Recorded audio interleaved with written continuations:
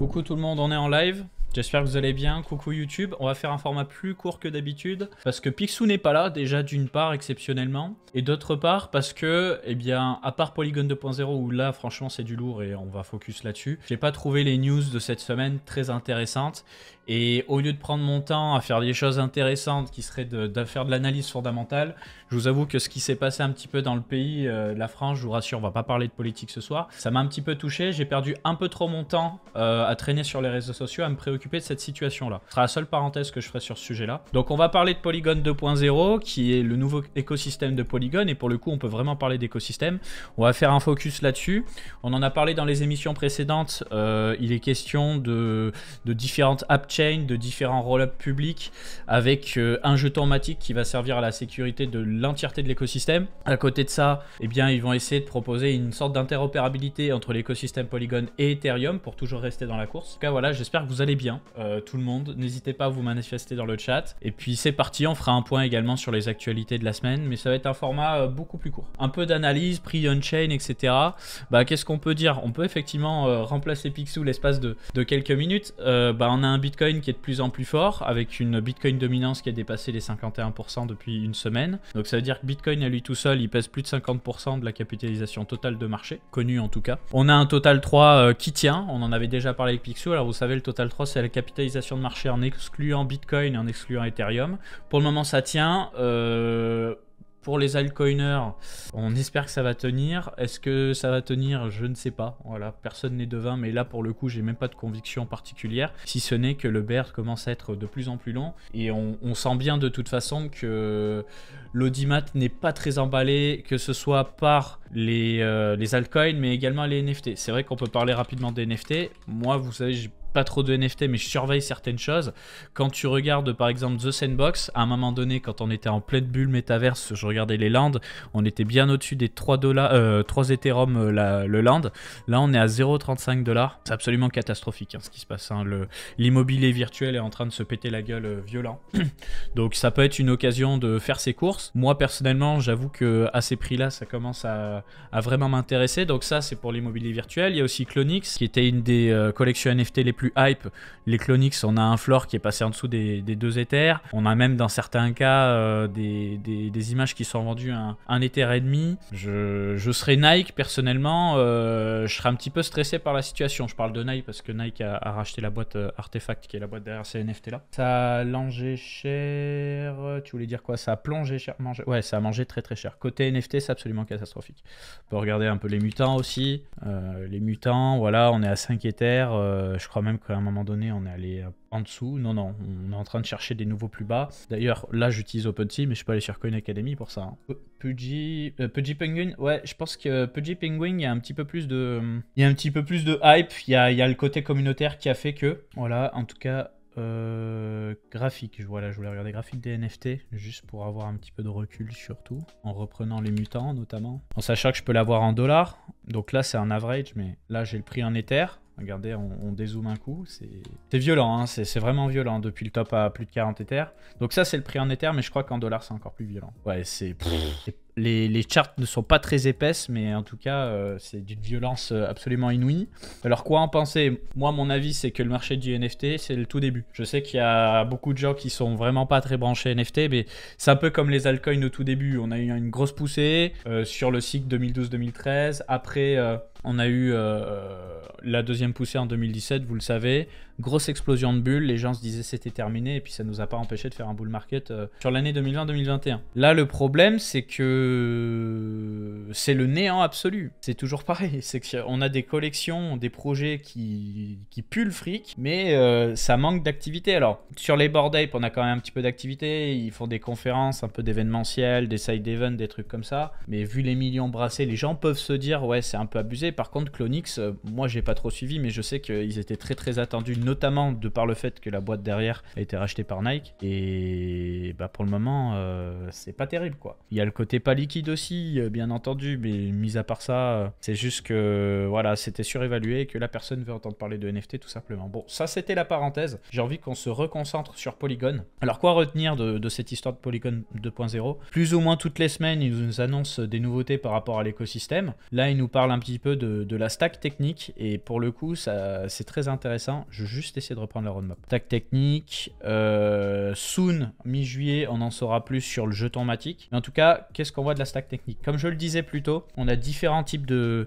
roll-up et de super chain en fonction des besoins. C'est-à-dire que vous voyez ici, il parle d'un staking layer. Donc c'est l'endroit où tu mets en jeu tes fonds, tu crées des validateurs de blocs et tu valides des blocs pour ta blockchain. Ok. Là, on a un validator manager qui est, je crois, un smart contract d'ailleurs dédié. Et au-dessus, on a différents chain managers. Le but, c'est de dire, en fonction du besoin de performance et de frais de transaction, on va pas avoir un même réseau de validateurs pour toutes les chaînes au-dessus. Par exemple, une chaîne qui a vraiment besoin de pulser en termes de performance, bah tu sais que tu vas pas mettre beaucoup de validateurs. Si tu mets beaucoup de validateurs, le souci, c'est que tu te retrouves dans une situation où ça se ralentit. Comme c'est plus lent, ça coûte plus cher. Bref, c'est pas top. Mais tu vas avoir peut-être un besoin de décentralisation pour certains types de roll-up ou certains types de supernet. Et à ce moment-là, tu vas rajouter beaucoup plus de validateurs. Donc en fait, l'idée, c'est que potentiellement en stacking, on va avoir énormément de validateurs parce que ce qui a été reproché à Polygon aussi, c'était relativement centralisé puisque de base, Polygon, c'est basé sur Tendermint de mémoire, qui est en fait le SDK de Cosmos. Hein. Donc même eux, pour ceux qui ne le savaient pas, ah tiens, ils l'ont enlevé. Tiens, ils nous ont enlevé la page. Pourtant, il y a un wiki. Hein. Ils s'en vendent plus. Peut-être qu'ils ont forqué le truc, je ne sais pas. Et dans l'écosystème Cosmos, vous le savez, on a en général 100, 120 validateurs grand max. Donc c'est pas la décentralisation absolue. Ici, ben, ils vont essayer de se décentraliser. Et je pense qu'il y a la volonté de se décentraliser, mais il y a aussi ce besoin de décentralisation par rapport au régulateur, c'est-à-dire la SEC. Parce que bon, bah, si le protocole il est totalement centralisé, en plus du fait qu'ils ont généré un pognon monstre, ils vont se faire tomber dessus, les copains. Parce que de mémoire, Polygon, ils ont levé des dizaines de millions de dollars, voire plus. Après, le jeton, il a fait un multiplicateur absolument aberrant. Donc les mecs sont pleins de fric. Pas un reproche que je fais. Hein. C'est simplement que le régulateur, il est en mode, ok, côté bourse, côté système bancaire, faut remplir de la paperasse, faut prendre la tête dans tous les sens. Et vous lancez des crypto-monnaies et vous faites du pognon à plus savoir quoi en faire, c'est pas normal. Donc il y a une petite guéguerre. Bonsoir Warren, et d'ailleurs je sais que vous êtes à l'écoute, hein, mais profitez-en, pour une fois on est que ensemble, il n'y a pas Picsou, il n'y a pas de cours magistral de trading, donc si vous avez envie de poser des questions, que j'analyse un projet ou quoi, même si on est sur un format masterclass, on en profite, on est à la bonne franquette ensemble, c'est l'occasion. Donc bref, pour la partie staking layer, vous l'aurez compris, on n'a pas forcément le même nombre de validateurs en fonction des chaînes au-dessus. Ensuite on a l'interop layer, l'idée c'est d'avoir justement une couche dédiée à l'interopérabilité entre les différents rollups et je crois même entre les rollups de Polygon et Ethereum. Je dis je crois parce que je ne suis pas absolument certain de cette information, mais il me semble que l'idée c'est que Polygon et Ethereum fassent plus ou moins un avec cette espèce de layer qui vient tout connecter. Layer et agrégateur d'ailleurs, on le voit ici, je vais zoomer un coup. L'agrégateur c'est celui qui va s'assurer que tout est plus ou moins bien mélangé. Bien le bonsoir Steve, Manu, je pense que ce serait mieux avec Pixo que tu commences. Ouais, mais malheureusement Pixou il est pas là. Salut, tu penses quoi des coins d'exchange décentralisés type Woo? Alors Woo, on a fait un article dessus et j'ai pas d'avis spécifique sur les coins d'exchange décentralisés en général, mais en tout cas Woo, de mémoire, c'est béton. Attends, j'essaie de retrouver l'article. Pourquoi c'est béton? Parce qu'ils se sont dit, voilà, dans le game des exchanges centralisés, on a une concentration des liquidités entre 2-3 acteurs, entre grandes parenthèses, hein, bien sûr, dans le spot, mais pas aller sur CoinGecko pour le coup, je vais aller sur CoinMarketCap. Voilà, exchange, bon bah super. On a Binance qui monopolise totalement le volume de transactions. Ensuite, on a Coinbase. Et puis voilà, derrière, on a peut-être un peu de wash trading chez d'autres. Je connais moins, mais bon, voir Upbit faire quasiment la moitié du volume spot de Binance, permettez-moi d'en douter. Voilà, pareil pour Bitforex, pareil pour Indoex, je veux bien qu'ils aient du fric, hein, mais il faut pas non plus pousser. Donc tout ça pour dire qu'on a une concentration des liquidités, des paires d'altcoins, de tout ce que vous voulez, sur les plus grosses plateformes, et ça fait que ceux qui veulent produire des produits financiers centralisés comme décentralisés, ils sont bloqués par manque de liquidité, ils sont obligés de passer par des market makers qui ont de la liquidité, je pense à pas des market makers, pardon, des liquidity providers type Kraken, Binance, etc. Et donc en fait c'est un peu toujours les mêmes qui mangent. Donc là l'idée avec WoW Network par exemple c'est d'avoir un protocole DeFi où les liquidités elles vont être partagées entre tous les utilisateurs de WoW Network. Donc on a un protocole décentralisé qui vient absorber les liquidités au lieu de les fragmenter. Sur Polygon ZKEVM, y a-t-il un airdrop à farm? Très bonne question. Aussi, je te réponds tout de suite non, parce que de toute façon, le gas token de Polygon ZKEVM, c'est Ethereum. Donc en fait, Ethereum, il est déjà sorti, donc il n'y a rien à farm. Tu penses que le token Arbitrop puisse performer malgré qu'il ne soit pas utile pour les gas fees? Tu veux dire en mode pure gouvernance? Moi, j'en doute. J'ai un problème avec tous ces jetons de gouvernance, surtout quand la gouvernance, elle est un petit peu moyenne, parce qu'on l'avait vu à un moment donné, Arbitrum, il y a eu quelques dramas que j'ai pas pensé de A à Z, mais j'en doute beaucoup. J'ai fait quelques tweets, je peux compléter la masterclass niveau analyse. C'est une excellente idée, ça, CryptoPix, où on va regarder ça rapidement pour avoir au moins un biais à jour de ta vision. Donc on a un Uniswap où potentiellement pour toi, vu qu'il y a eu un rachat, oui il y a même eu un très joli rachat ici, on le voit bien, oui c'est bon. On va peut-être aller chercher l'autre bande, pourquoi pas. Alors attends, tu dis quoi dans ton tweet? Partie de ping-pong, range des lignes, déviation de ce type, l'objectif pour moi sera un retest de la borne opposée. Ça me semble cohérent. Ensuite, tu nous parles de BTC. Alors, faut que je lise d'abord le texte avant de cliquer sur les images. Si on veut espérer une continuation rapide au nord, je veux voir les 28 000, 29 000 $ tenir. Donc en gros, il veut dire par là, et arrêter avec la TC du bullshit. Si t'es trader spot, investisseur long terme, machin, ça te parle forcément. Mais vous savez très bien, ça fait 2 ans qu'on fait des émissions avec Picsou, que l'idée c'est de prendre des positions avec des effets de levier, donc avoir une position avec un risque et une récompense, avec si possible une récompense qui soit nettement supérieure par rapport au risque, qui fait que même si t'as même pas 50% de win rate, même si t'as, je sais pas, je dis une bêtise, que 30% de tes trades qui passent, à partir du moment où les 30% des trades qui passent qui sont bons, sont beaucoup plus rentables que tous les autres, tu te retrouves dans une situation où tu gagnes de l'argent. Alors après, le débat, c'est pas tout ça, c'est de la prophétie autoréalisatrice, c'est du flan, machin. À partir du moment où tu fais un truc, ça marche, tu gagnes des sous, tu peux pas dire que c'est du bullshit. Picsou, ça fait 6 ans qu'il fait ça. Si c'était une supercherie, tu peux toujours répéter et dire oui, il fait de l'affiliation, oui, il a des partenaires, machin. Mais à un moment donné, ça reste un être humain. Si c'était une supercherie, au bout d'un moment, tu comprends bien que ça tiendrait pas. Moi, personnellement, non seulement j'y crois, mais en plus, je le vois bien. Je le vois bien qu'il y a des signaux qui sont envoyés quand tu passes des prix symboliques. Notamment, là, tu vois, on est en train de repasser progressivement au-dessus des 30 000 $ sur BTC. 30 000 $, c'était littéralement au-dessus du bottom avant qu'on parte en bear market. Et plus on va rester de temps au-dessus de ces 30 000 $, et plus potentiellement on va retrouver de la force, non pas que sur BTC, mais sur les altcoins. Donc voilà. Picsou à la fin. Oh non, allez, franchement, vous m'avez fatigué, les gars. Franchement, c'est de la malhonnêteté intellectuelle. On se justifie suffisamment comme ça. Libre à vous de ne pas y croire. Mais dites pas ça marche pas et compagnie, parce que c'est vraiment de la malhonnêteté intellectuelle, sincèrement. C'est risk-reward. Hein. Si tu dis je risque 1 pour gagner potentiellement 3 ou 5, c'est des maths. Hein. C'est que t'es rentable. Alors voilà. Ça monte ou ça descend. Oui, un prix, il monte ou il descend. De toute façon, c'est aussi logique que ça. Hein. Bref, petite parenthèse fermée. On revient donc sur ce que disait Picsou. Pour lui, il faut qu'on tienne les 29 000. Donc il a tracé une zone, littéralement la zone qui a marqué le bear market en fait. Hein. Quand tu regardes cette zone là, dès qu'on est passé en dessous, on l'a transpercé. La première fois ça a été racheté, mais la seconde fois on l'a absolument transpercé, et on a passé beaucoup de temps en dessous, on a eu beaucoup d'acceptation en dessous. Là on commence à refaire des percées au-dessus, là on est passé définitivement au-dessus, et donc la prochaine étape c'est de maintenir ce signal, de dire Bitcoin on est au-dessus des 30 000, on n'est pas au fond.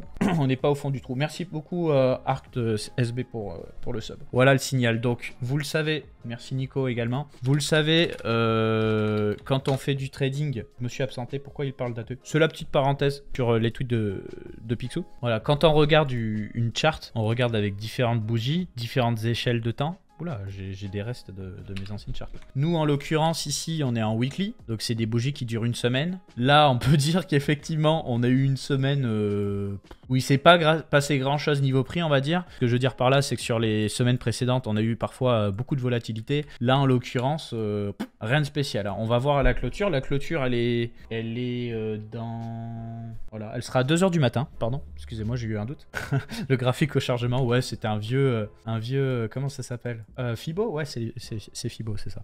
Ça doit être des trucs qui datent de 2021, ça, hein, c'est pour dire. Donc, clôture à 2 h. Est-ce qu'à 2 h, on maintiendra tiendra au-dessus des 29 000? Je pense que oui. Plus on va tenir de temps au-dessus des 29 000, mieux c'est. Ça enverra un signal fort. On le sait, on a eu un début de semaine assez bullish. On est allé chercher les 31 000 $. On a eu des actualités qui ont fait que ces 31 000 $, on s'en est éloigné. Bah voilà, la remise en question de la part de la SEC. Comme d'hab, j'ai envie de dire, des ETF Bitcoin de BlackRock et de Fidelity. Les gens se disaient, ah, il va y avoir du fric d'institutionnel, c'est bullish et compagnie. Ça a été revendu aussitôt. Au final, retour à la case départ. En tout cas, le mot d'ordre, comme je le disais tout à l'heure, c'est que pour le moment, les altcoins, ça pue des fesses. Ça pue des fesses très très graves. Si Picsou avait été là, je vais parler pour lui parce qu'il a déjà donné son avis plusieurs fois, il vous dira que pour le moment, il s'attend potentiellement à ce que ça plonge encore, voire beaucoup, sur les altcoins avant de potentiellement se réinvestir sur des altcoins quali. D'ailleurs, on a fait une émission avec Sam de Journal du Coin l'autre jour et notre gardien de Journal du Coin, bon, vous avez compris. Et il m'a dit, il nous a dit beaucoup de Bitcoin de son côté, beaucoup d'Ether, quelques altcoins qui gardaient parce qu'ils les avaient en staking ou quoi, mais pas très exposé niveau altcoin. Moi, je suis très exposé niveau altcoin. Ça m'a coûté très très cher, mais ça m'a pas coûté cher, c'est un an. On va dire ces derniers 365 jours, ça m'a coûté très cher en 2022. Voilà, parce que depuis, on n'a pas spécialement fondu plus que ça. On a eu une grosse fente avec le crash de FTX, mais ça a été racheté depuis. Mais en tout cas, les altcoins, méfiez-vous. Méfiez-vous tant qu'on n'a pas des confirmations comme quoi la tendance est en train de s'inverser. Et ça pourrait arriver, hein. Regardez, on a eu un début de bougie rouge ici sur la BTCD, ça veut dire qu'on a eu un petit peu plus de force sur les altcoins. Moi, mes altcoins, c'est plus de 70% de mon portfolio, je dirais. Que j'ai un peu d'actionnariat aussi à côté. Ça y est, chez Carbonable, mais voilà.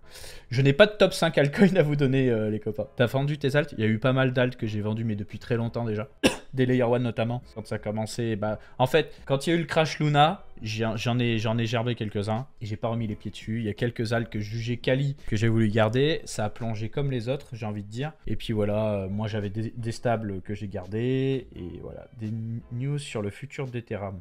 Le futur d'Ethereum, tout simplement, on attend le proto Dark Sharding qui devrait arriver début 2024, qui devrait diviser par 10, voire 100 les coûts des transactions sur les roll-ups. La rediff avec Sami JDC, elle va arriver. C'est juste que comme il n'était pas très au fait de cette histoire de loi influenceur, dans le doute, on est en train de faire des découpes sur le montage pour qu'il n'y ait pas des trucs qui pourraient être considérés comme des incitations à l'achat, même si c'est pas du tout le cas de Sami. On a préféré jouer la sécurité. Donc elle va arriver, c'est juste qu'on attend les ordres par rapport à ça à cause de cette fameuse loi influenceur. J'ai envie de rentrer sur US, tu traites beaucoup de leviers comme Picsou. J'ai jamais fait un seul levier. J'ai fait un levier une fois, c'est même pas moi qui l'a fait. J'étais à Nice avec mes collègues de chez Krill, on a tombé une bouteille d'alcool, on était complètement bleu, on a dit allez on fait un levier, j'ai dit vas-y mets-moi un levier sur Ether, c'était fin 2020, l'Ether était en train de rebondir, on entrait entre 400 et 800 $, je crois. J'ai dit vas-y fais un levier, on a fait un levier de malade, il est passé, je suis sorti, je me suis retrouvé avec un petit x3, j'étais refait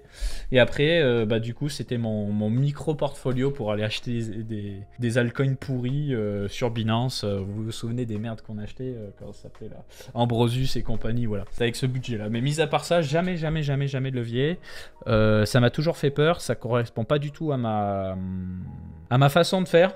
Dans le sens où quand tu fais du levier, tu as besoin de rigueur, de contrôle. Et que moi je suis quelqu'un de très impulsif déjà de base, regarder des charts toute la journée c'est pas quelque chose que j'apprécie, voilà, qu'on se le dise. Et du coup moi l'analyse technique avec levier j'y crois, mais c'est pas fait pour moi. Moi je suis beaucoup plus à l'aise en bull run, à surfer sur des narratives, layer 1, NFT, ce que vous voulez, plutôt que faire du trading avec effet de levier. Donc chacun son truc, vous voyez. Je suis parti un peu dans tous les sens. Oui, on était sur Polygon du coup. Pour revenir sur Polygon, non, il y avait aussi les petits tweets analyse technique. Bon bah de toute façon on a fait le point sur BTC. J'ai pas vu son tweet sur Atom, je vais regarder ça tout de suite. Petite chasse de liquidité sur Atom. C'est vrai que là on commence à avoir de moins en moins de volatilité sur Atom. Face à ça, on est en dessous du prix symbolique des 10 $. On a de plus en plus de récompenses de staking qui vont arriver avec l'Interchain Security. Moi c'est vrai qu'Atom ça me fait de l'œil, j'avoue. Voilà, mis à part ça, c'est à peu près tout dans les trucs récents. Bon, ça c'est de la finance tradi, je vais pas en parler, je maîtrise pas du tout le sujet, ce serait bête d'en parler. Là, est-ce que sur Litecoin? Oui, donc ça c'est un ancien tweet, pardon. Pour dire que, vous voyez, on n'y croit pas, on dit oui, ça monte et ça descend, mais là voilà, ça a été racheté. dans cette zone-là. Il y a eu un rebond assez sec et ça s'est vu peu de temps après. Ça a été particulièrement sec et là, on commence à aller chercher la borne opposée. On l'a même transpercé parce que là, ça c'est un tweet qui date du 30 juin, mais on est sur les 110 $, je crois, sur Litecoin. Ouais, 110 $. Donc 110 $, ça nous ramène où? Bah, ça nous ramène au-dessus de la borne. Ok. Alors, on va s'improviser trader l'espace de quelques secondes du coup. LTC USDT. Si je devais faire ma propre analyse technique en tant que spécialiste des marchés financiers, qu'est-ce qu'on a? Ouais. Donc on a cassé cette espèce de range là. On revient sur les zones... En fait, on revient finalement avant la déclaration de bear market, quoi. Donc si on fait une clôture là et qu'on continue de maintenir au-dessus de ce niveau, le niveau, bon, il l'a mieux tracé. Moi, je fais des dessins dégueulasses, mais c'est le niveau à peu près des 103 $, quoi, au final. Un peu au-dessus du prix symbolique des 100 $. Si on a de la force à ce niveau-là, bah, ce serait plutôt pas mal. Surtout qu'il y a le halving qui arrive sur Litecoin sous peu. Litecoin, halving, est-ce qu'on a été bon? Oui, regardez, premier arrivé sur Coin Academy, premier arrivé sur Google, c'est Coin Academy. On est à moins de 30 jours du halving, donc ça c'est plutôt cool. C'est-à-dire que la masse monétaire nouvelle va baisser. Et alors, est-ce que je peux flex, les gars? Est-ce que je peux flex, les gars? Je sais que ça va faire plaisir à Picsou s'il est encore dans le chat, ça va faire plaisir à tout le monde. Est-ce que je peux flex? Je vais pas vous montrer mes biceps, je sais que je suis extrêmement élégant, mais on va pas flex les biceps, on va flex notre bébé. Formation Bitcoin, on est deuxième derrière CoinHouse.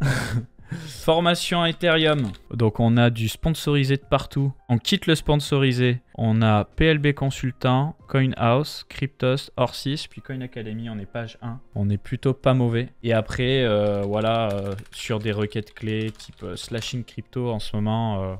on est très chaud. Pourquoi je me permets de flex? Parce que déjà ça fait extrêmement plaisir. Merci beaucoup d'être de plus en plus nombreux à venir régulièrement sur Coin Academy, sur les émissions, etc. Mais c'est juste que pour vous dire que ça fait à peine plus de 2 ans qu'on a lancé ce média. Et on a pris une place sur Google qui est absolument... exceptionnel et ça motive de fou parce que tu te dis si en plein bear market on arrive à faire ça, quand ça va se débloquer un peu et que tout le monde va vouloir envoyer du fric dans du sponsoring et compagnie, qu'on va pouvoir rescale, faire beaucoup plus d'analyse fondamentale, de trucs comme ça, on va vraiment pouvoir prendre une place extrêmement forte. Moi je vous ai promis la semaine dernière qu'on allait être omniprésent sur les layer 2, c'est en cours, on a 4 articles en cours de rédaction. Quand vous allez sur le site L2Bit, vous avez les layer 2 qui ont été lancés, qui ont du volume, et vous avez les layer 2 en devenir. On en a couvert quelques-uns, par exemple Scroll on l'a couvert, Taiko on l'a couvert sur Coin Academy. Là en cours de rédaction, on a Base de Coinbase, on a peut-être Cartesi, j'ai dit soit tu me fais Cartesi, soit tu m'en fais un autre. On a Linea, Mantle, ça a été stoppé. Et oui, on n'a pas fait d'analyse fondamentale complète sur Arbitrum et sur Optimism. Et ça va arriver. zk-Sync, on a des analyses assez complètes, mais il n'y a pas de jetons, donc c'est des articles anciens quand ça parlait de zk-Sync 2.0. C'est quoi Coin Academy? C'est mon site, frérot. C'est mon site à moi et Picsou. Voilà. Mais zk-Sync, ça a été couvert. Scroll, comme je vous ai dit, n'hésitez pas, hein, le moteur de recherche, maintenant, il marche du tonnerre sur Coin Academy, il lag pas, donc faites-vous plaisir. Scroll, ça a été couvert. Même le airdrop, il a été couvert. Le potentiel airdrop. Qu'est-ce qu'on a couvert là-dedans? Bon, DYDX, ça a été couvert. ImmutableX, ça a été couvert. Loopring, je suis pas sûr, mais je crois que ça a été couvert. Je suis pas sûr celui-là. Pas souvenir de l'avoir relu en tout cas. Si, ça a été couvert, putain. Ok. Métis, ça a été couvert. Starknet aussi. Sorare aussi. Bon, c'est pas vraiment un layer 2, c'est une app chain quoi.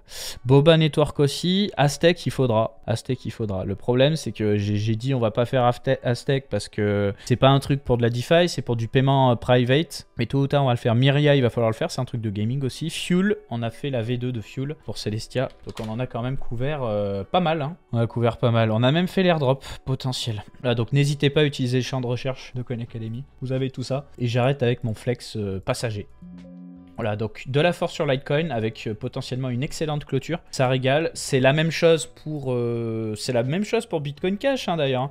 Je crois pas que tu aies fait de tweet dessus, l'ami Picsou, l'ami Léo. Je crois pas que tu en aies parlé. Mais Bitcoin Cash, il nous a fait une poussée là récemment. C'est ouf. Hein. Le vrai Bitcoin, il était au fond du trou. Alors c'est sûr que quand tu dézoomes, tu dis ouais, c'est pas terrible. Mais à un moment donné, il était autour des 100 $. Il a déjà fait x3 depuis le bottom. Donc c'est pas mal. Ces trucs n'ont aucun fondat. Alors Alors, Bitcoin Cash, je vais pas vous laver le cerveau avec le cas Bitcoin Cash, mais le Bitcoin Cash, il a le mérite d'exister déjà d'une part. Au départ, hein. Il a même eu le soutien de Vitalik Buterin à l'époque. C'est juste que ça a été extrêmement mal piloté. Je vais vous faire un petit cours d'histoire. En fait, ce qui s'est passé, c'est que quand il y a eu une guerre, il y avait 3 bitcoins, on va dire théoriques, au milieu de l'année 2017. Il y avait le bitcoin qu'on connaît aujourd'hui. Tu avais le Segwit 2x, Bitcoin Segwit 2x, où c'était un bitcoin avec des blocs qui étaient doublés, donc on passait de 1 méga à 2 mégas. Et tu avais du coup les big blocks, c'est-à-dire un bitcoin avec des blocs beaucoup plus gros. Et ce qui s'est passé, c'est que ils se sont pas mis d'accord. Il y en a un qui voulait pas entendre parler de Segwit, et tu en avais 2 autres camps qui étaient en mode Segwit. Donc dans un cas, on laisse les blocs tels quels. Dans l'autre cas, on fait un hard fork et on passe de 1 méga à 2 mégas sur la taille des blocs. Au final, c'est le clan des bitcoiners qui ont fait passer Segwit et qui n'ont pas augmenté la taille des blocs qui ont gagné. C'est pour ça que Bitcoin a toujours 1 méga par bloc. Et du coup, Bitcoin Cash, au début, il y a eu une petite guéguerre. Parce que derrière Bitcoin Cash, tu as... Alors attendez, je vérifie juste un truc. Roger Ver, j'ai une follow d'ailleurs, parce qu'il ne parle absolument jamais de Bitcoin Cash. Il nous parle de politique, et même si je partage les mêmes avis politiques que lui, bon, au bout d'un moment, c'est bon, on a compris. Mais t'avais Roger Ver, qui est un grand fan de Bitcoin, et t'avais la mafia Bitmain. Bitmain, qui est un des plus gros producteurs de matériel de mining de Bitcoin au monde. Et donc, on se retrouvait avec 2 entrepreneurs, enfin, une boîte et un entrepreneur qui avait énormément de puissance de calcul pour du mining de Bitcoin, parce que derrière Roger Ver, il me semble que tu as VIA BTC, si je veux pas dire de bêtises, qui est une pool de mining pool. Je sais pas si c'est toujours le cas, mais je suis quasi sûr que Roger Ver est derrière ce truc là. Attendez, VIA BTC, Roger Ver. On va Google, je vais pas vous dire de bêtises. C'est pas certain. Bon, autant pour moi. Donc bref, ce qui s'est passé, c'est qu'il y a eu une guerre au niveau de la puissance de mining, au niveau, on va dire, politique, des big blockers versus small blockers. Et au final, bah, le clan Bitcoin Cash a perdu la guerre. Voilà, ils ont perdu la guerre. Roger Ver a eu un comportement assez enfantin sur les réseaux pour défendre son Bitcoin, pour dire oui, c'est le vrai Bitcoin, c'est la vraie logique, etc., etc. Il y a du vrai, il y a du faux. Maintenant, qui est du vrai ou du faux, est-ce que c'est important? Je sais pas. C'est-à-dire que c'est un débat, je l'ai retourné 15 fois. Hein. Au tout début de Bitcoin, vous le saviez peut-être pas, mais au lancement de Bitcoin en 2009, il y avait pas de taille de bloc limite. C'est-à-dire que tu pouvais avoir des blocs de 10 mégas, 32 mégas, etc. C'est seulement après que Satoshi en douce a hardcodé une taille de bloc à 1 méga. Et donc, non, je sais plus si c'est Satoshi. Oui, si, c'est Satoshi qui l'a hardcodé. Et après, quand on lui a demandé pourquoi tu as fait ça, il a dit au pire, s'il faut, on pourra très bien hardcoder une taille des blocs supérieure plus tard. Donc il a quand même dit... Moi, je ne suis pas opposé au fait qu'on se retrouve avec des blocs plus gros sur Bitcoin. Sauf qu'aujourd'hui, Satoshi, il a disparu depuis 2011 ou 2012. Donc en fait, ce qui se passe, c'est que l'idée, c'est de se dire, si on augmente la taille des blocs, on fait passer plus de transactions. Donc d'un côté, oui, c'est bien, ça fait des paiements moins chers pour tout le monde. Mais d'un autre côté, bah déjà, ça centralise le truc parce que ça va faire une blockchain de plus en plus grosse. Donc ça va nécessiter des disques durs de plus en plus gros. Mais en plus, d'autre part, bah, ça fait aussi que ça fait moins à manger pour les mineurs. Parce que tu peux te dire, oui, il y a plus de transactions. Mais au final, si les transactions elles sont pas chères, tu vas payer moins de pots de vin pour faire passer ta transaction, et donc les mineurs de Bitcoin ils auront moins à manger. Donc tu peux aussi te dire, mais là c'est un peu tiré par les cheveux, dire bah, comme ils auront moins à manger, il y aura moins de puissance de calcul sur réseau, il y aura moins de décentralisation, il y aura moins de sécurité, et c'est pas bon pour Bitcoin. Voilà. Donc c'est tous ces débats là qui reviennent. Au final, toujours est-il que même si Bitcoin Cash a perdu la guerre, il n'est pas encore mort, et que les gros clients institutionnels, enfin les grosses boîtes institutionnelles, pardon, type BlackRock et compagnie, proposent à leurs clients du Bitcoin Cash. Et sur le marché asiatique, de mémoire, je crois que sur la bourse de Hong Kong aussi, Bitcoin Cash, Litecoin sont toujours là. Donc ces crottes de chiens, comme diraient certains, ne sont pas mortes. Est-ce que ça veut dire qu'il y aura de l'avenir? Moi, Litecoin, j'y crois plus du tout. Même s'ils ont intégré des technologies intéressantes, j'y crois plus du tout. En l'occurrence, Bitcoin Cash, initialement, a le mérite d'exister. Aujourd'hui, et je vois qu'il y a quelqu'un qui me pose la question du coup, est-ce que c'est un bon investissement? Si c'est pour de la pure spéculation en mode tu y vois une narrative machin, j'ai envie de te dire il n'en tient qu'à toi. Mais sache une chose, quand Bitcoin Cash a été lancé, il n'y a pas que Roger Ver qui l'a lancé, techniquement parlant, t'as un autre mec qui l'a lancé, je crois qu'il s'appelle Amaury, je vais pas dire de bêtises, et il s'est engueulé avec Roger Ver, il a quitté le développement de Bitcoin Cash pour lancer son propre Bitcoin qui s'appelait Bitcoin Cash ABC, qui a ensuite été renommé eCash. Voilà, c'est celui-là. Et aujourd'hui, donc, Amaury s'occupe d'eCash. C'est-à-dire que techniquement parlant, personne s'occupe de Bitcoin Cash aujourd'hui. Mais des gens s'occupent de Bitcoin. Des gens s'occupent de Litecoin. Donc sache-le, Bitcoin Cash, il existe idéologiquement de se dire, voilà, on a des blocs qui vont jusqu'à 8 mégas, 32 mégas en cas de grosse charge. Mais mis à part ça, techniquement, il se passe rien. Alors après, je sais que Roger Ver, le créateur de Bitcoin Cash, il va dans certains pays tropicaux pour demander aux petits commerces d'accepter le Bitcoin Cash pour mettre en place des systèmes de paiement en Bitcoin Cash, mais il n'y a pas trop de transactions. Je pense que là, si tu fais Bitcoin Cash Explorer, que tu regardes un petit peu... Attends, peut-être sur TX Street. Voilà, regardez. Ça c'est une visualisation en temps réel du réseau de Bitcoin Cash. C'est comme si tu arrivais dans une gare et il n'y a rien, en fait. C'est le néant absolu. Juste, voilà, là, il y a 63 transactions en attente sur Bitcoin Cash. On passe à BTC juste pour avoir le contraste et rigoler 2 secondes. Voilà, là, tu as probablement 20 000 ou 30 000 transactions en attente. C'est le jour et la nuit. Hein. Voilà, il n'y a aucun usage sur Bitcoin Cash. C'est le néant absolu. eCash me fait penser à la NBC Euro, mais il y a un lien entre deux où je me fais des idées. Non, pour le coup, il n'y a pas de lien entre les deux. C'est juste pour te dire que c'est du cash électronique finalement. Salut Capet, tu penses quoi de Celestia? Tu as un prono sur la Valo? Alors, techniquement parlant, Celestia, je suis très fan. Ça risque d'être extrêmement valorisé, peut-être même valorisé à outrance, mais ça risque d'être vraiment sympa. Parce que c'est un peu la vision d'Ethereum 2.0 avant l'heure, avec du dank sharding, du data sampling, du scaling linéaire. Plus il y a de vérificateurs et plus tu as de scaling, tout ça. Moi, j'aime beaucoup Celestia, ouais. Penses-tu qu'il y a un airdrop à préparer sur zk Era? Peut-être. Il y a ce sujet-là, les potes.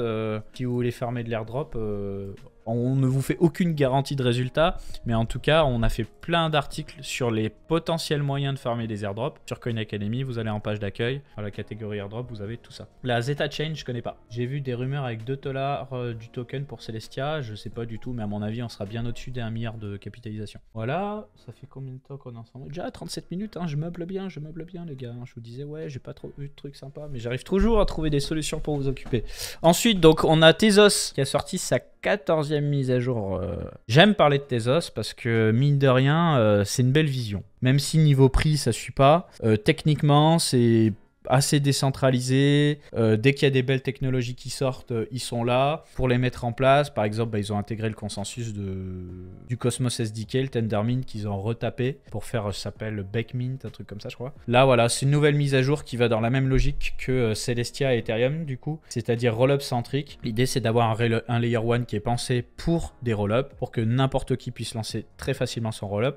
Et donc, pour résumer, qu'est-ce qu'elle apporte, cette nouvelle mise à jour? Des frais dynamiques, déjà, d'une part, qui fait que vous n'allez pas forcément payer plein pot à chaque fois que vous payez vos transactions. Et puis si jamais il y a énormément de charges sur la blockchain, eh bien ça s'adapte et puis les frais augmentent. J'allais dire comme Ethereum finalement. Je suis assez impressionné que c'était pas comme ça avant. Et mis à part ça, une meilleure synchronisation de ce qui va se passer à partir de maintenant sur Tezos avec les rollups. C'est-à-dire que, vous savez, un rollup, c'est plus ou moins une blockchain à part. Et bien là, l'idée, c'est que les mises à jour, elles se fassent entre tous les rollups et Tezos lui-même pour qu'il y ait une vraie synchronisation. Et il faut savoir aussi qu'il n'est pas question de séquenceurs centralisés, je crois, dans l'écosystème Tezos. Pour chaque rollup, tu as un écosystème de séquenceurs. Donc, niveau décentralisation, c'est pas mal. Leur seul défaut, c'est qu'au final, ils s'intéressent beaucoup trop aux institutionnels, pas beaucoup au retail, mais c'est un choix politique qui a été fait. Je vous l'ai déjà dit dans une autre émission, mais je le dis pour les autres qui n'avaient pas écouté. C'est que Tezos, ça a été une des premières blockchains, enfin un des premiers projets crypto-monnaies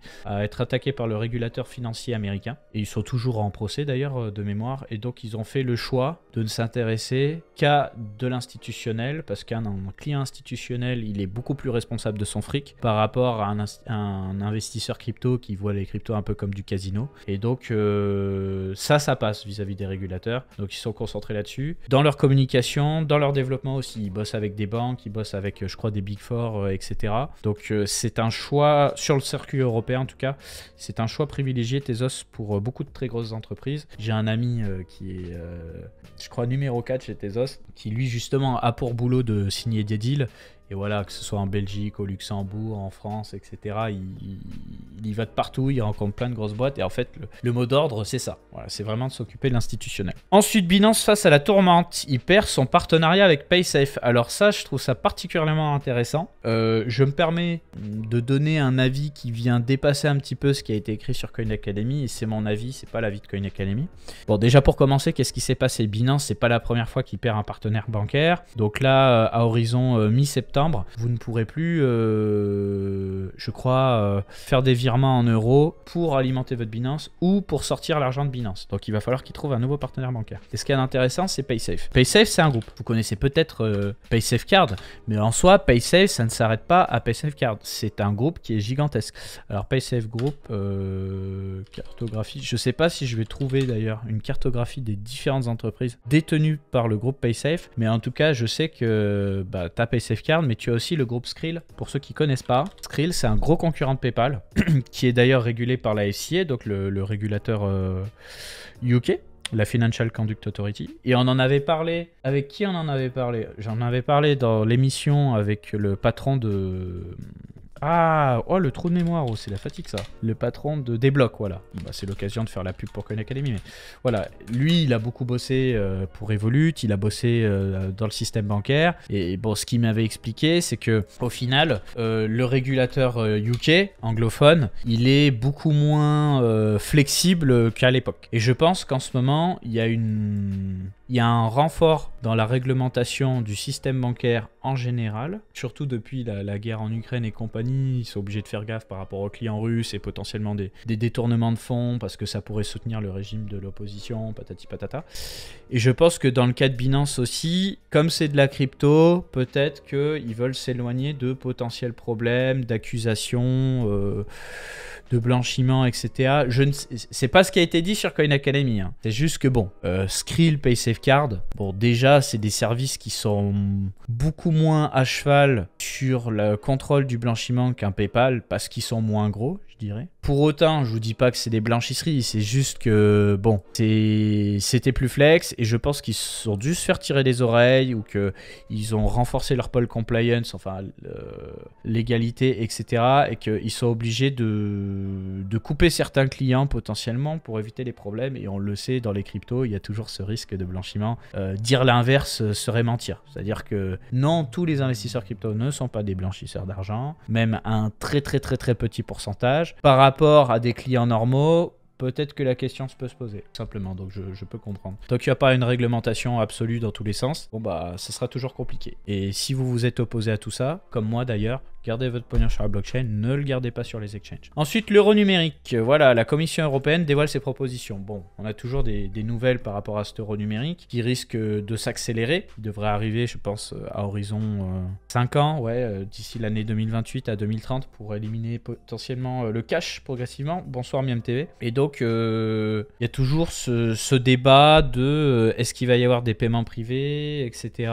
Là, en l'occurrence, le plan, ça a été de dire que grâce à l'euro numérique, n'importe qui aura le droit d'accéder à l'euro et à un compte bancaire facilement, et au lieu que ce soit une banque privée qui fait payer des services bancaires, parce que vous le savez, ta carte bancaire, elle coûte de l'argent, le plastique de ta carte coûte rien, mais la carte à puce sur ta carte bancaire, ça coûte de l'argent. Sur ta carte bancaire, tu as les réseaux de paiement, PaySafe Card, n'importe quoi, Mastercard, Visa, CB, carte bleue, c'est un réseau de paiement qui est en train de disparaître, mais c'en est un. Ces réseaux-là, ils prennent des commissions. La gestion de ton compte bancaire, il y a une prise de commission, tu as un banquier à chaque fois derrière. Tout ça, il faut le payer. Et tout le monde n'a pas forcément les moyens. Hein. Les personnes qui gagnent pas forcément bien leur vie, bah, ça peut avoir un coût assez conséquent. Une carte bancaire par-ci, une tenue de compte par-là. Donc là, l'idée, c'est d'avoir une solution basique pour accéder à l'euro numérique. Voilà. Et donc en fait après le débat qui continue d'être ouvert, c'est que vont devenir les banques commerciales dans tout ça. Est-ce que ça va être simplement des interfaces entre les Français et la Banque centrale, les Français, les Européens, je sais pas trop. Il y a, comme dit ici, la protection de la confidentialité des utilisateurs et la possibilité de paiement en ligne sont des préoccupations majeures. Dans une proposition séparée, la Commission suggère également un partage de données entre les banques, les assureurs et les fonds d'investissement avec les entreprises fintech. Donc on en revient à cette histoire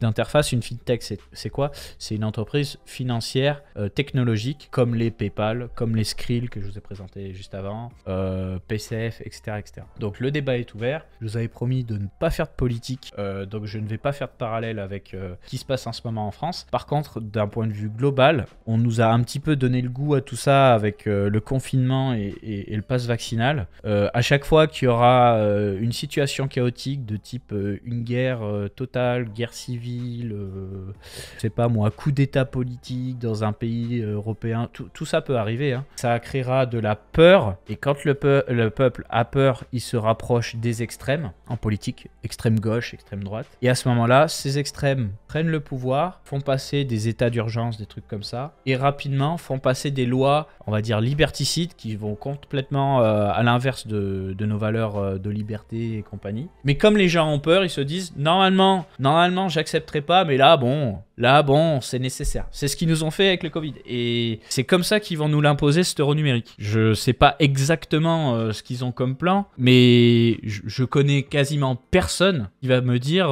ouais, l'euro numérique, trop bien. Ou alors ils vont dire ouais, c'est pratique, et tu vas leur dire mais tu sais que si euro numérique il y a, c'est la fin de l'argent liquide. Dis ça à tes parents, dis ça à tes grands-parents. Dis ça à un commerçant de proximité. Dis ça à peu près n'importe qui. La fin du liquide, il va dire mais moi je veux mon liquide, laisse-le-moi mon liquide. Donc il va falloir trouver un moyen de forcer les gens à faire la transition et justifier progressivement la fin du liquide. Je sais pas comment ils vont y arriver, mais je m'inquiète pas pour eux. Hein. Quand il s'agit de faire de la politique, ils sont forts. Bref, FTX 2.0, le retour en force de l'exchange crypto avancé par son PDG. Voilà, bon, comme d'hab. Hein. Comme d'hab, c'est juste que là, ça s'est officialisé. On est en pleine restructuration et ça va arriver tôt ou tard. Et c'est à peu près tout. Après, pour les actus en bref, MicroStrategy vend ses actions pour acheter plus de BTC. Oui, donc je crois que MicroStrategy est devenue l'entreprise qui a le plus de Bitcoin au monde. Ils ont 4,5 milliards de dollars de Bitcoin pour un total de 152 333 Bitcoin. Progressivement des 10% de la totalité de tous les bitcoins en circulation. Je sais pas s'il faut s'en inquiéter, peut-être. Voilà. Bon, bah, comme je disais tout à l'heure, Binance, c'était un petit peu la guéguerre. C'était un petit peu la guéguerre. Bon, on l'a vu récemment. D'ailleurs, je vais reprendre l'article parce qu'il expliquait bien ça. Binance. Attendez, Binance face à la tourmente, oui, voilà. Donc, ils se sont retirés des Pays-Bas, de Chypre, du Royaume-Uni, et ils ont des difficultés avec l'Allemagne et la Belgique. Et donc l'Allemagne, c'est pour cette semaine. Et ça, c'est chiant. L'Allemagne, c'est très très chiant. C'est même impressionnant de se dire que c'est passé pour la France. Je crois que c'est passé pour l'Italie aussi, je vais pas dire de bêtises. Mais beaucoup de pays européens, c'est chaud. Lundi, Gary démissionne à Skip. Oh là là, qu'est-ce que ce serait incroyable s'il démissionne. Bah là, c'est en langue tout. Hein. En langue tout, ce serait... peut-être même le début du bull run, qui sais-je. Voilà pour les nouvelles. Qu'est-ce que j'avais noté d'autre? Oui, bon, ça c'est pas de la crypto, mais petite parenthèse quand même. Apparemment, Google bosse sur un nouvel outil IA, parce que là, le produit qui avait été... je me rappelle même plus de leur truc. C'était BART, je crois. Le concurrent de ChatGPT, il était pas superbe. Là, visiblement, ils bossent sur un autre concurrent plus puissant. Et ça risque de faire très très mal. Question pour vous, le chat, vous utilisez... Bard, voilà, pas BART. Bard, moi j'ai dit BART comme le fils d'Homer Simpson. Vous utilisez ChatGPT, vous, le chat, ou pas? Ça vous arrive? Si oui, souvent, oui, non, dites-moi. J'aimerais bien avoir vos retours là-dessus. Non, tous les jours, les jeudis, 5 jours en tant que dev, oui. Ouais, c'est 50-50. Bon, intensification des pressions sur Gary, bon, on connaît, comme d'hab. Je vais pas épiloguer là-dessus, parce que c'est pour vous dire toutes les semaines qu'on met pression dessus. Foutez-le dehors, qu'on n'en parle plus, foutez-le dehors. Comme ça, c'est réglé. Qu'est-ce que je m'étais noté d'autre pour cette semaine? Oui, alors, c'est pas frais de cette semaine, c'était le week-end dernier, mais Osmosis va changer sa tokenomics. Ils vont réduire grandement l'inflation pour espérer avoir moins de pression vendeuse, justement, parce que le token Osmosis en ce moment, c'est catastrophe, la pression vendeuse. À nous, ça dépend, mais ouais, des fois on fait début fonda puis trading, des fois on fait trading puis fonda, beaucoup plus logique, je sais pas, mais voilà, de toute façon on alterne un petit peu. Et ouais, Osmosis, il a très mal. Tout à l'heure vous me parliez de mes bagues, bah moi, un de mes plus gros bagues, le XKI, il est scotché à l'Osmosis, donc en fait ce qui se passe sur Osmosis se passe sur XKI, donc ça fait très mal depuis le top. Donc on espère que Osmosis reprendra des forces, comme ça par effet rebond on aura des forces sur le XKI. Pareil, un autre de mes bagues qui était est devenu tout petit depuis, c'est le Retrib. Pareil, c'est un projet qui est sur la blockchain Phantom. Dès que Phantom se pète la gueule, Retrib se pète la gueule. Pourquoi je vous parle de mes bacs comme ça? C'est parce qu'en fait, pour ceux qui ont plus ou moins d'expérience dans les crypto-monnaies, bon, vous allez acheter sans doute du Bitcoin, de l'Ether, et vous allez vous exposer à des actifs qui sont plus volatiles, on va dire. Sachez que souvent, vous allez avoir des actifs qui dépendent beaucoup d'un écosystème, comme ça a été le cas sur Solana. Qu'est-ce qu'on avait sur Solana? On avait Serum. Quand Solana s'est pété la gueule, Serum, c'est la quasi-totalité des... Bah regarde, Solana Token Ecosystem. Moins ces projets sont capitalisés, moins ils sont listés sur des exchanges, et plus la chute, elle est violente. Donc tout ça pour vous dire que les altcoins, il y a un gros coefficient multiplicateur en bull run, mais quand ça baisse grave. Ouais, Raydium. Ah, j'ai pas regardé Raydium, mais à mon avis, ça doit être... C'est la guerre, là. Ah oui, c'est fini. C'est terminé, terminé. Pareil pour Elrond, tout à fait. Elrond, écosystème Polkadot, écosystème Phantom, que vous voulez, c'est violent. Genre l'USDT a des pecs sur Solana... Je sais pas ce que tu me racontes, frérot. Pas sûr de saisir. Oh, la Solana, c'est lié à Alameda. Oui, c'est un tout. C'est toujours plus sage, jusqu'à preuve du contraire. Peut-être que les temps changeront à l'avenir. Mais d'expérience, ça a toujours été comme ça. C'est toujours plus sage. Bon, BTC, Ethereum, mais si tu vas sur un alt, mettre beaucoup sur le Layer 1 type Solana et vraiment des miettes en mode, pas casino, mais presque, sur les tokens sous-jacents type Serum et tout. Parce qu'au final, le Solana, il a surperformé absolument tous les altcoins de son écosystème. Et c'est souvent le cas sur beaucoup de projets. Hein. Voilà, tu parles de KSM, la Canary Chain de Polkadot. Après, tu me diras, Polkadot, il a pris cher aussi. Mais depuis le top, on est à combien? Ouais, moins 96%. Bah, qu'est-ce que c'est moins 96%? C'est juste divisé par 20. C'est violent, en fait. Moonbeam, c'est pareil. Moonbeam, c'est ultra violent. Mais c'est parce qu'il se passe rien dessus. Regarde ça. Il se passe rien. Les gens se disent, ah, c'est de l'EVM, c'est Polkadot, c'est l'ancien CTO d'Ethereum, machin, truc. Ça va cartonner. Et au final c'est la guerre. Donc voilà. Nouvelle tokenomique Osmosis. Osmosis qui est probablement le projet principal sur l'écosystème Cosmos. Déjà que Cosmos il a pris cher, alors les autres j'en parle pas. Sinon tu vas sur Map of Zone pour voir un petit peu là où il y a du volume de transactions sur Cosmos. Et je pense que voilà, les transactions, zoomer, voilà. Osmosis, Cosmos, Axelar, Secret, Chronos et après il se passe plus grand chose. S'il y a Injective à la limite. On me demandait mon avis, ce que j'en pense sur Injective. C'est sympa Injective, ça s'est bien amélioré d'ailleurs. On a une analyse fondamentale qui arrive sur le projet. Il nous reste 2-3 réglages à faire et ça part en ligne sur Coin Academy. Tu penses que les Layer 1 sont pertinents sur les solutions roll-up qui arrivent? C'est un débat. Ne mets pas tous tes œufs dans le même panier. Parce que moi, j'entends des collègues qui me disent ouais, les roll-up c'est l'avenir, les Layer 1 c'est finito. En attendant, les roll-up, pour le moment, tu les utilises quasi exclusivement pour farmer des airdrops. Autrement, tu fais rien parce que c'est le bear market. Pour le moment, tu n'as pas une interopérabilité absolue entre tous les roll-up. Donc, tu as des fragmentations de liquidité. Même côté développeur, c'est pas toujours évident de développer sur des roll-up. Tandis que sur des Layer 1, bah, sur iOS, tu écris en C ou en C#. Sur Solana, tu écris en Rust. Sur certaines blockchains, tu vas écrire en JavaScript, donc dans des langages que tu connais. Donc, d'un point de vue pratique, il y a quand même des avantages à développer sur des Layer 1 du point de vue du développement. Maintenant, bientôt, on va avoir des roll-ups où ça va se simplifier pour les développeurs. Donc, on verra où est la TVL de toute façon. Je pense qu'il y aura à boire et à manger pour tout le monde. Moi, j'investis sur les deux, en tout cas. Vous me demandez mon avis en tant qu'investisseur, j'investis sur les deux parce que je ne suis pas devin. Mais je ne signe pas la mort des Layer 1. Loin de là. Ouais, ils mettaient Belix dédié pour le gaming. D'ailleurs, ils ont fait un partenariat avec Polygon. Ils mettaient le Belix. Voilà. Bon, on avait vu rapidement aussi que coucou aux copains de Journal du Coin, que Frax, qui a un stablecoin, va avoir son propre layer 2 qui va générer de la valeur lui-même et cette valeur, elle va remonter au niveau du stablecoin. Donc ça, c'est intéressant comme modèle aussi. Je pense qu'il va y avoir beaucoup de protocoles DeFi qui vont avoir leur propre roll-up. Et puis, c'est à peu près tout, hein, les potes. Hein. Si jamais cet été, il y a pas mal d'événements, moi, je serai à l'ETHCC à Paris. Je serai très probablement au Nebular Summit de Paris également. J'ai vu qu'il y avait le Modular Summit aussi, mais c'est pas... Ça a l'air d'être des tickets en édition très limitée et c'est dommage parce que franchement... Les hosts qu'il y a, bon déjà les sponsors sont insane, RISC0, Espresso, Hyperline, tout ça on va le couvrir sur Coin Academy d'ailleurs. Les séquenceurs décentralisés, les roll-up en langage RISC, les machins, tout ça on va le couvrir. Mais regardez, on a des gens de Celestia, de Polygon, de zk-Sync, de Anoma, des investisseurs, on a même Anatoly de Solana. Noble, c'est un Layer 1 sur l'écosystème Cosmos qui va proposer de l'USDC en exclusivité. Donc on a quand même du gros. Avail, c'est un Data Availability Layer sur Polygon. D'ailleurs d'ailleurs, ça s'appelle Polygon Avail. Regardez, il y a le casting de fou. Là, si vous aimez la tech, Modular Summit, c'est violent. Hein. J'ai très envie d'y aller. Je sais pas comment je vais pouvoir y aller. Je vais essayer de corrompre quelqu'un. Non, je rigole. Mais je vais essayer d'y aller parce que le casting, il est insane. Voilà. Donc tout ça... je vous le laisse dans la description pour ceux qui nous écoutent sur YouTube. Je vous le mets tout de suite dans le chat. Et à tout moment, sur le site de Konami, vous allez dans Outils et dans Calendrier des événements et conférences. Et vous avez tout ça. Donc, on a répertorié les événements pour la France. Je serai aussi d'ailleurs à Surfing Bitcoin et à l'Inter.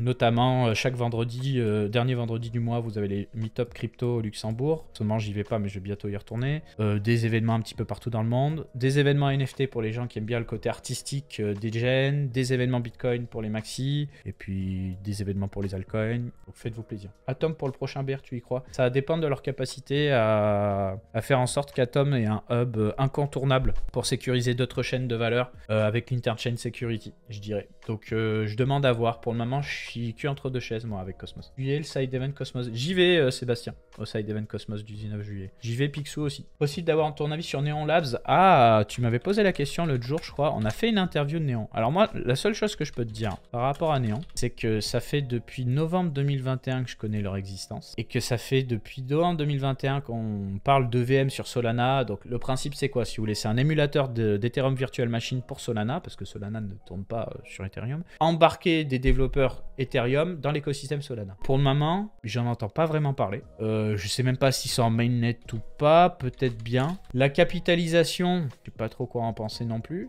Parce que des EVM, il y en a partout des EVM, il y en a des centaines d'EVM maintenant. Tout le monde fait de l'EVM, alors que ce soit sur Solana, moi j'aime bien Solana, hein, mais est-ce que c'est pas un peu insuffisant? Quelle est leur capacité à faire venir des développeurs chez eux? Je sais pas. Je ne vais pas juger négativement ou positivement. Ouais, faudrait que j'aille voir sur CoinList un peu qu'est-ce qu'ils listent. C'est dans quel onglet qu'on voit les ICO CoinList? Que personne n'en parle m'inquiète. Ah oui, donc ça doit être là. Ah non, mais il me demande obligatoirement de me connecter en fait. Hein. Ouais, il y a beaucoup de projets qui ont fait des beaux multiplicateurs. Pas trop quoi en penser. En tout cas, en général, si c'est sur CoinList, c'est que c'est assez sérieux. Ouais, j'ai déjà parlé de Polygon 2.0, frérot. T'as un article dédié sur le sujet et autrement, tu as la rediffusion sur YouTube. Écoutez les potes, on est à 1 heure de live. Moi je suis en train de tourner en rond. Je vous propose de se laisser là exceptionnellement. Ce sera un format plus court. On se dit à très vite pour parler de crypto-monnaie. Si vous avez des comptes sympas à me proposer à suivre sur Twitter, n'hésitez pas à @. Je suis en train de me refaire une petite TL là. J'ai comme d'habitude ma liste des projets à dig qu'on va dig ensemble. Mais en attendant, je vous dis à très vite. Voilà. N'hésitez pas à suivre sur Twitch si ce n'est pas encore fait. Si vous êtes sur YouTube, laissez le petit like, le petit commentaire pour soutenir. Abonnez-vous et je vous souhaite une très bonne soirée. Ciao tout le monde.